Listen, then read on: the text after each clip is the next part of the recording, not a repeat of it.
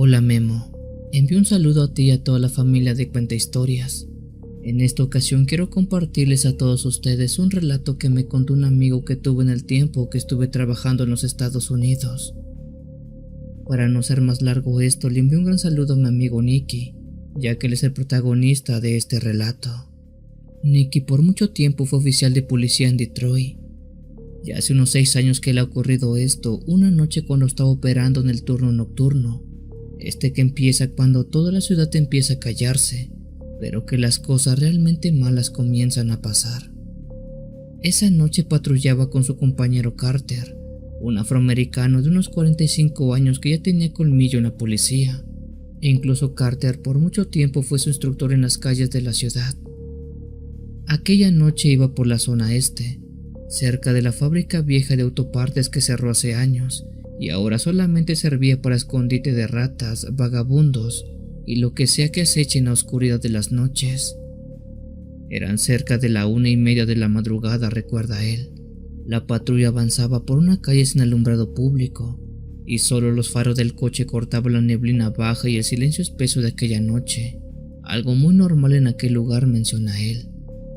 Nicky iba en el asiento del copiloto, cabeceando un poco, cuando Carter le dio un codazo y le dijo: «Oye, despierta. ¿Viste eso que se atravesó hace un momento?» Nicky se enderezó tallándose los ojos ya que no estaba prestando atención al camino. Cuando ya entró en razón, Nicky dice que frente a ellos, a unos cuantos metros delante, justo al borde de la calle, una tapa de alcantarilla se estaba moviendo. La tapa de metal de esa cosa se iba moviendo lentamente y de ella salía algo. Primero fueron unos dedos largos, huesudos, luego una mano entera. «¿Qué carajos es esa cosa?», murmuró Carter mientras frenaba en seco la patrulla. Los dos observaban con atención mientras una figura humanoide emergía de aquel agujero. Esa cosa lo hacía con movimientos lentos, torpes, como si cada músculo le costara trabajo moverlo. Cuando por fin estuvo fuera de la alcantarilla, se dieron cuenta que se trataba de un hombre, o al menos eso parecía. Ese tipo iba encorvado, con los brazos colgándoles a los lados. Caminaba como si tuviera las piernas dormidas, ya que únicamente las arrastraba por el suelo. Nicky encendió la lámpara del techo y la luz blanca lo iluminó de frente. «¡Ey, alto, detente!», gritó Nicky por la ventana. «Deténgase, deténgase», le gritó, pero el hombre no reaccionó. Seguía caminando hacia el centro de aquella calle. En ese momento Nicky bajó de la patrulla. Lo hizo con la mano cerca del arma en caso de ser necesario. Carter hizo lo mismo, ya que el hecho que ese tipo saliera de una alcantarilla y que actuara así de raro sin duda les daba indicio de ser un posible sospechoso de algo. A unos 5 metros del tipo se detuvieron y fue entonces cuando lo vieron mucho mejor. El sujeto era extremadamente delgado, parecía más un cadáver que una persona viva. Su piel era grisácea, tensa como papel viejo, con zonas donde la carne parecía haberse podrido ya. En el rostro, una gran parte del cachete derecho le colgaba, dejando ver parte expuesta de sus huesos. Pero lo peor de todo fue su pecho. Lo tenía completamente abierto. Dice mi amigo que fue lo más extraño y perturbador de todo, pues su pecho no estaba desangrado, sino vacío. Era como si alguien lo hubiera abierto de par en par y le hubiera sacado todos los órganos limpiamente. Sin embargo, y a pesar de todo eso, aquel tipo estaba ahí, caminando como si nada. Nicky sintió que la sangre se le helaba. Carter desenfundó su pistola y lo apuntó. «Alto, disparo», pero el tipo ni siquiera se inmutó. No dijo ni una sola palabra, ni reacción tuvo. Solo giró un poco la cabeza y los miró con unos ojos bastante apagados, como 2 bolas de vidrio negras. Luego dio la vuelta lentamente y regresó por donde había salido, a esa misma alcantarilla sucia y maloliente de la calle. «No puede ser», gritó Nicky temblando del terror. A los dos les costaba entender qué diablos era lo que habían visto. Ambos se observaron uno al otro paralizados, mientras el sujeto se metía otra vez por aquella alcantarilla sin quejarse, sin hacerlo rápido y con paso lento, como si fuera su casa quizás. Nicky quiso asomarse, pero Carter lo detuvo. Ni se te ocurra, hermano. No sabemos qué diablos está allá adentro. Esa condenada cosa no parecía humana. Después aprisa volvieron a la patrulla y se encerraron. Subieron los vidrios y encendieron todas las luces. Estuvieron ahí sentados un par de minutos sin hablar siquiera, y ya entrados en cordura reiniciaron su recorrido. Pero algo ya se había roto esa noche. Digo, no es como que puedas asimilar ver a un hombre sin órganos vitales caminar y andar como una persona viva. Mi amigo dice que al terminar el turno tuvieron que entregar su reporte. Nicky todavía estaba muy alterado, pero aún así escribió todo lo que habían visto tal cual sucedió. Dice que no quisieron cambiar ni una sola palabra, y usó una frase exacta para describir aquel hecho. Posible sujeto no identificado. Características similares a un cadáver reanimado. Comportamiento anómalo. Sin órganos vitales en el pecho. Reingreso a la alcantarilla. Horas después fueron llamados por el comandante. ¿Qué es esta porquería de reporte que han entregado? Dijo él lanzando el informe sobre la mesa. Zombie, están locos. ¿Cómo reportan eso a la comandancia? Nicky intentó explicarle cada uno de los detalles. Incluso Carter solo cruzó los brazos, ya que tampoco podía alegar mucho.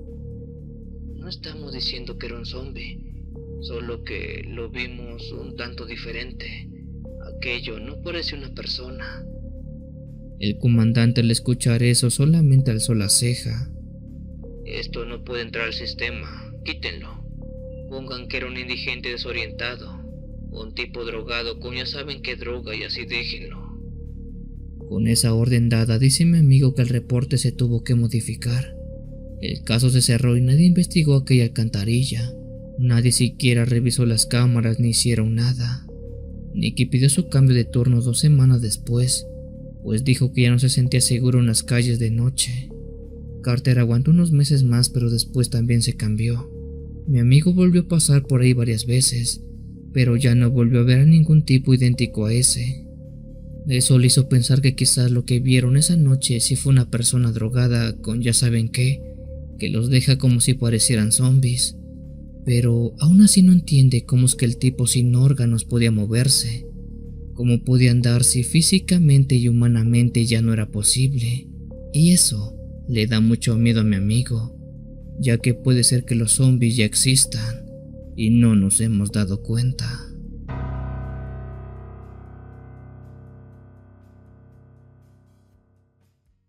Te recuerdo que tenemos videos diarios y en vivos todas las noches de los días miércoles y sábados. Muchas gracias por tu apoyo. Continuamos.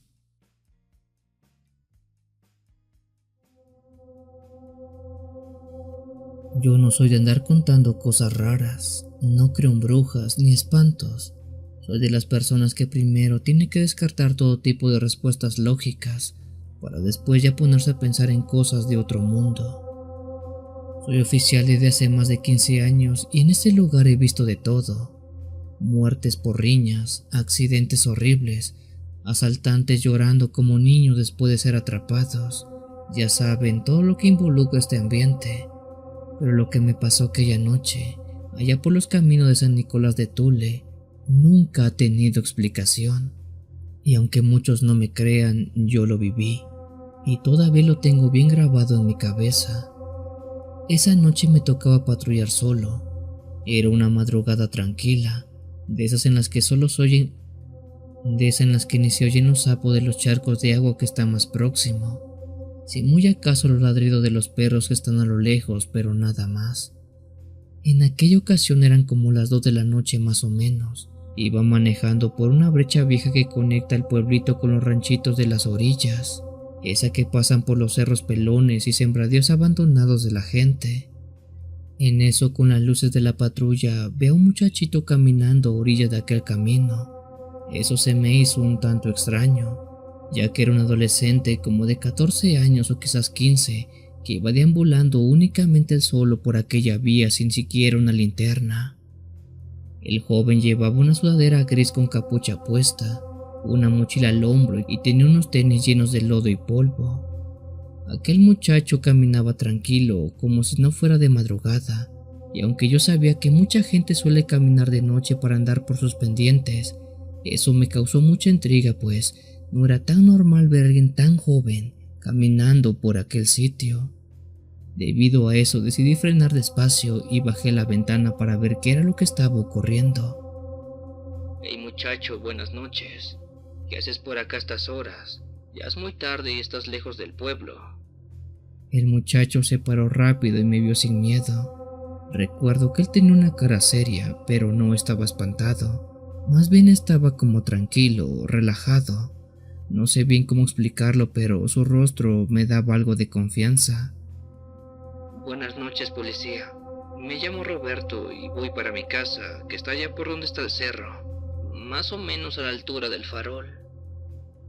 Yo me quedé viéndolo un momento y por lo que se veía, no parecía drogado ni tampoco tomado. Pero me extrañó que anduviera solo tan noche. Como esa noche estaba muy tranquila, no lo pensé dos veces y le dije al joven que subiera y que yo lo llevaría a su casa. Al fin y al cabo estábamos muy cerca de su destino. El joven asintió y se fue por la parte trasera de la patrulla. Abrió la puerta y se subió sin decirme nada más. Arranqué despacio y seguimos por el camino de la terracería. Por el retrovisor lo veía sentado, callado, mirando únicamente por la ventana nada más. ¿Y por qué andas tan tarde por la calle, Roberto? Pues verá, me entretuve con unas cosas. Estaba trabajando en la parcela de mi padre, pero la noche me agarró y terminé ya muy tarde mis deberes. Mencionó aquel muchachito. ¿Tus papás ya saben dónde estás o no? Mi mamá me está esperando. Ella siempre deja la luz prendida para que yo vea la casa desde lejos y que no me pierda porque luego la noche es muy traicionera. De ese modo seguimos platicando un rato más. Me dijo que le gustaba caminar mucho, que a veces se perdía entre los árboles del cerro y que su mamá se enojaba cuando llegaba tarde. Les debo decir que me pareció un joven muy tranquilo, educado. No me dio mala espina en lo más mínimo, al contrario, era alguien que se agradece te haga compañía por las noches. Después de unos 15 minutos llegamos a la casa alejada del joven, la que empezaba justamente donde estaba el cerro. Aquella era pequeña, con un tejado viejo, una cerca de madera rota por un lado, y lo que resaltaba un poco más, era un farol colgado sobre la entrada que brillaba en la oscuridad como un ojo encendido. Esa era la única casa en muchos kilómetros a la redonda, pues creo que ni siquiera había más cerca. Todo estaba muy silencioso, muy oscuro, muy normal por aquel lugar. Ya llegamos, Roberto. Puedes bajarte y ten mucho cuidado. ¿Dónde están tarde por las calles? Ya ves que luego son muy peligrosas. Le dije, pero no me respondió. Hey, Roberto, ¿me escuchaste? Repetí. Pero no oí nada. En ese instante me volteé por completo y les juro que el alma se me fue al suelo. El asiento trasero estaba vacío. Ahí no había nadie. Era imposible que el joven hubiera salido, ya que la patrulla tenía los seguros de las puertas puestos y de haberlo quitado yo me hubiera dado cuenta. Al ver con más detalle el asiento vi que donde estaba el joven sentado había un pequeño montón de tierra, un polvo fino como ceniza quizás. Me quedé helado por un momento, salí de la patrulla, apunté con la linterna al asiento trasero para estar seguro. Y sí, ahí estaba únicamente un puñado de tierra suelta, pero sin señales del joven, lo cual les puedo decir era simplemente imposible. Sin saber exactamente qué pasó, lo único que me quedaba era ir a la casa de la familia del joven para ver si es que él ya había llegado y que por alguna extraña razón yo no lo hubiera visto bajar. Me armé de valor y caminé hasta la puerta de aquella casa. Toqué 2 veces, pero nada. Toqué una vez más, un poco más fuerte, y entonces sí me abrieron. La persona que lo hizo fue una mujer mayor, una con el cabello enredado, que vestía con una bata vieja y tiene una cara de no haber dormido mucho últimamente. Ella me vio con curiosidad y algo de tristeza para después decirme: Buenas noches, policía. Dígame, ¿qué se le ofrece? Disculpe la molestia, señora. Le mencioné nervioso.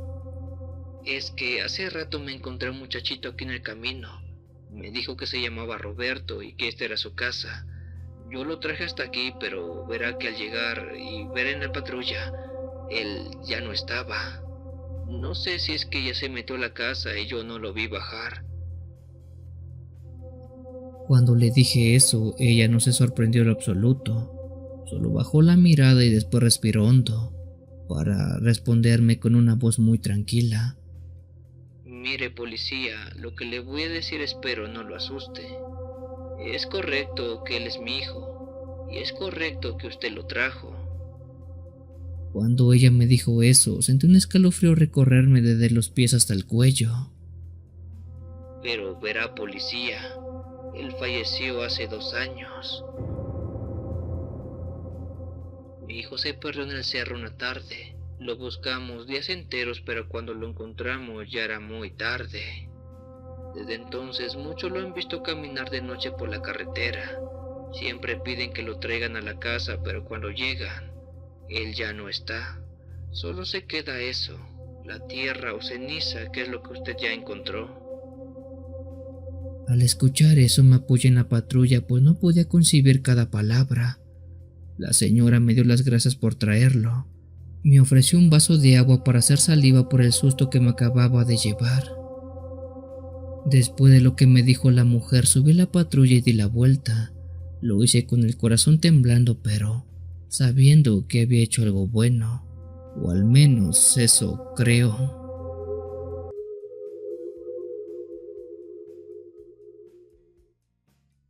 Si los relatos te están gustando, te invito a dejarnos un like y suscribirte a esta gran familia de lo paranormal. Continuamos.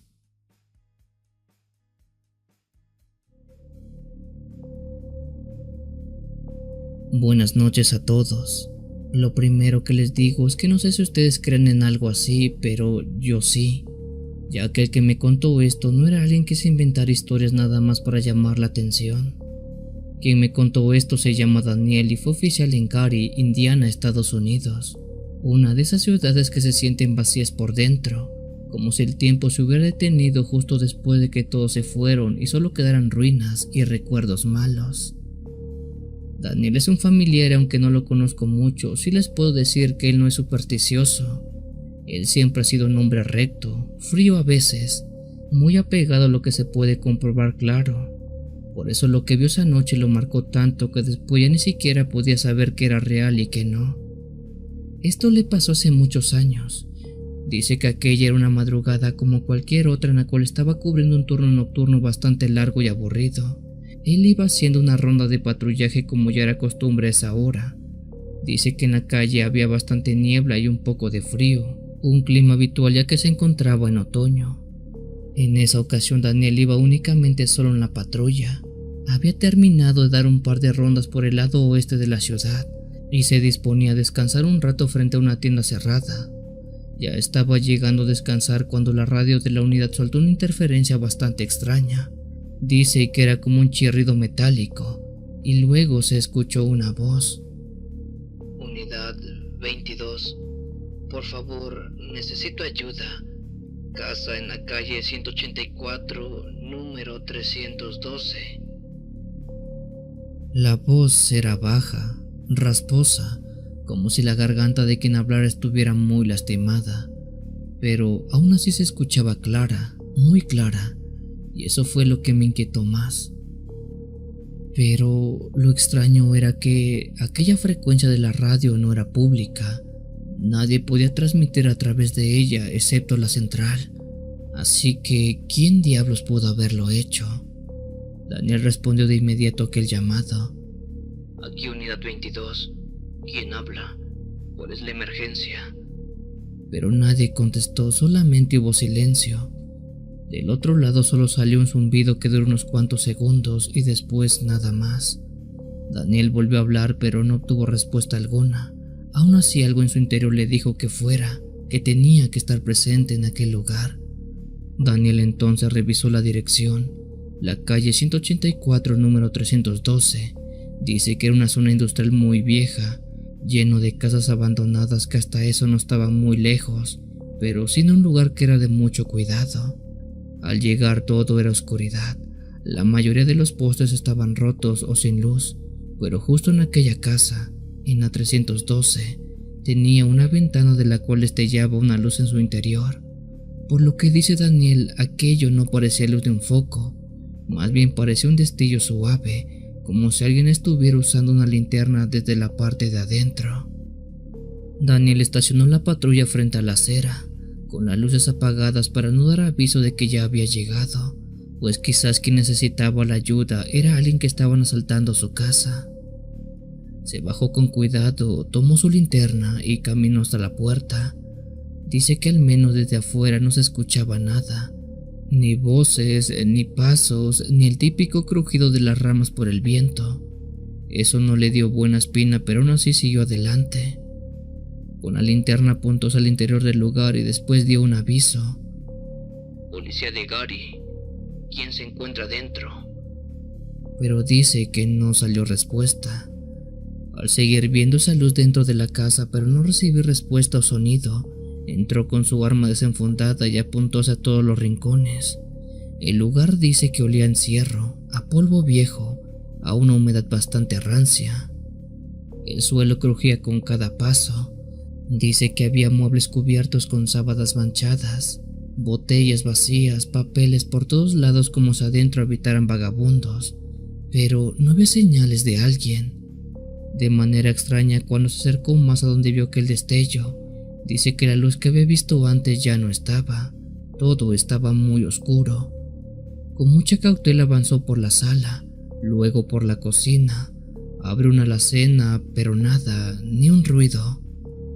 Justo cuando pensaba que tal vez había sido una broma o un error aquella llamada, escuchó algo, un golpe seco como si alguien hubiera caído en el piso de arriba. Daniel se tensó y rápido pero con calma subió para ver qué era aquello que provocó aquel ruido. Subió con cuidado, un escalón a la vez. La linterna iluminaba las paredes manchadas de moho, siguiendo el sonido que venía de una de las habitaciones del fondo, de una donde la puerta estaba entreabierta. Daniel se acercó con el corazón acelerado, empujó la puerta con la bota y ahí fue que lo vio. Un cuerpo tirado en la pared, recostado como si se hubiera desplomado hace semanas. Daniel dijo que el cuerpo de ese pobre hombre de unos 30 años más o menos tenía la piel amoratada, inflada, con zonas que ya estaban negras por la putrefacción, las manos encogidas, la boca entreabierta y el olor que tenía era insoportable. Daniel dio un paso para atrás cubriéndose la nariz. Aquí unidad 22, cuerpo en descomposición en la casa 312 de la calle 184. Solicito forenses y refuerzos para escena del crimen. Daniel se quedó esperando las unidades que solicitó mientras revisaba lo que podía sin afectar lo más posible la escena del crimen. En eso notó que el cuerpo tenía una mochila cerca. Daniel se agachó con cuidado y la alumbró. Dice que adentro había papeles, una billetera, algo de ropa y un celular. Cuando llegó el forense y los demás oficiales comenzaron los protocolos normales. Revisaron el cuerpo, tomaron fotografías, aseguraron toda la escena. Daniel les contó lo de la llamada por radio, que fue lo que lo trajo a ese lugar, lo cual fue sumamente raro, pero nadie supo cómo explicarlo. Y aún así no había ningún registro en la central de que ellos lo hubieran hecho. El celular de la víctima fue llevado a la unidad móvil para análisis. Quizás ahí estaría el culpable de quien había provocado el desvivimiento de la víctima. Uno de los técnicos lo conectó a una batería portátil y fue ahí cuando todo se volvió más raro. El celular sí prendió, estaba vacío, aunque solo había una aplicación abierta. el historial de llamadas y esta tenía únicamente una llamada saliente realizada a las 3:27 am, justo a la misma hora en la que Daniel escuchó la voz en la radio. Pero el número que venía ahí no era normal, no era un número telefónico, ni siquiera la frecuencia de una radio conocida, solamente eran signos y dígitos raros, algo así como 000.22.184.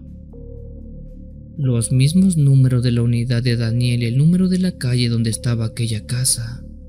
Nadie supo realmente qué decir. El forense dijo que el hombre llevaba muerto cerca de 3 semanas, que era imposible que hubiera usado su teléfono. Aún así los registros estaban ahí y nadie podía explicarlo. Después de eso, el caso se archivó y dijeron que fue una simple coincidencia, que Daniel se confundió y que alguien hizo aquella llamada anónima para alertar de ese cuerpo en aquella casa abandonada, pero aún así dice Daniel que no, él no cree en ese cuento.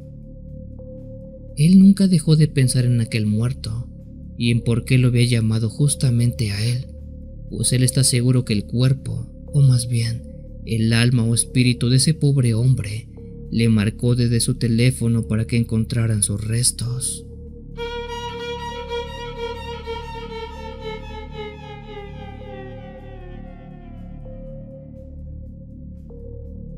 Si tienes alguna historia que desees compartir con esta agradable comunidad, te invito a enviarla, ya sea por correo o la página de Facebook.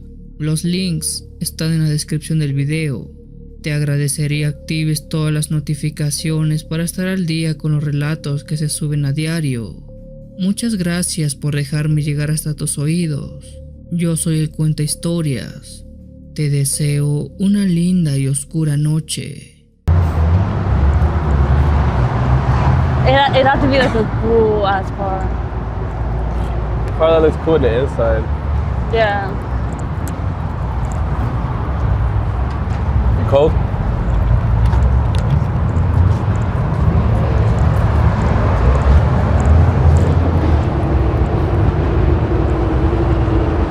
That's beautiful.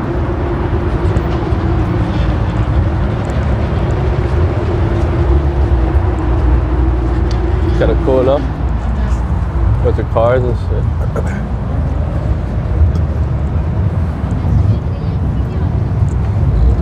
What is this? So we don't get run over now. What car is this? That's basically what is that? Huh? It's kind of fire. What is that? Oh, that.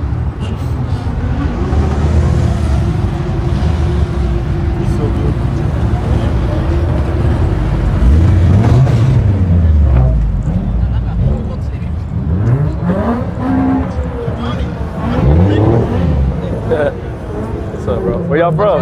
AZ? Oh, is he?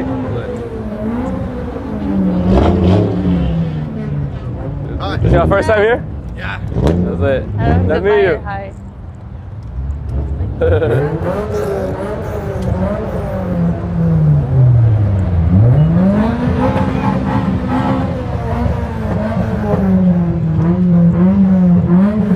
He's trying to make up for crashing his car. It's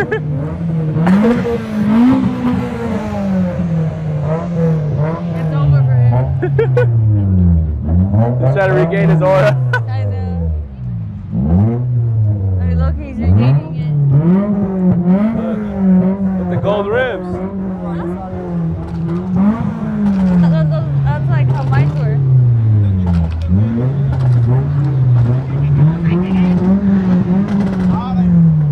Did I ever tell you about the girl that I thought stole my car? Or that she like had something to do? I think so. Like BMW?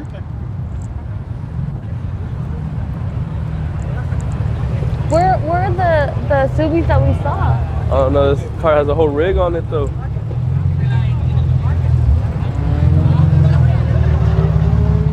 We gotta do a TikTok. I know. Why is everyone Damn, dog swagged out. That's just blowing air. Oh, Scared. hell no.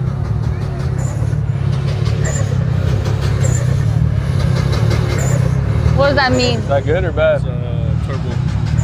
Why does it sound like a glowing air? It's barely even.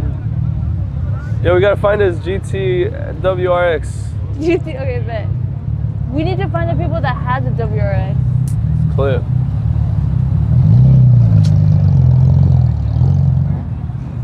So this way. Did he even say what time to meet at? No. W.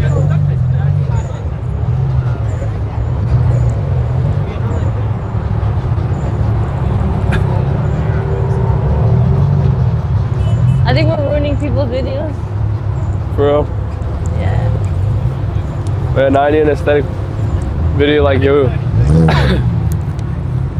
can't copy me. I'm not. Oh, there she is. She's covered. Oh, what? What is this?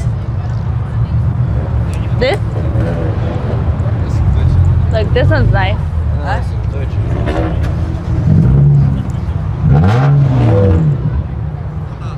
What is this? WRX. WRX. Where? Oh, no. This is actually cute. I like this one.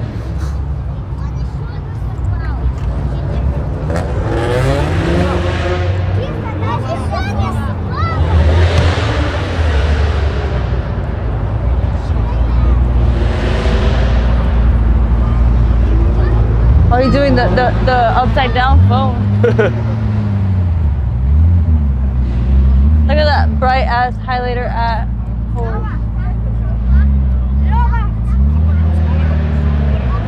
No, where are the directions we Over here. They left us.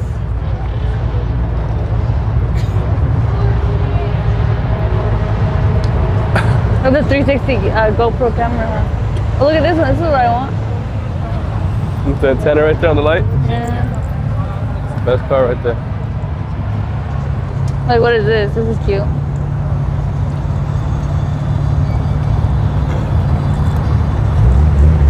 Oh, look at that widow car. It's not me, wee though.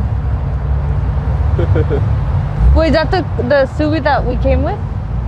I think so. I think I'm not gonna get in the Subi I know.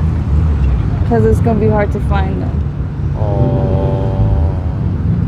Oh. So I don't know. Oh. Unless we magically run into them.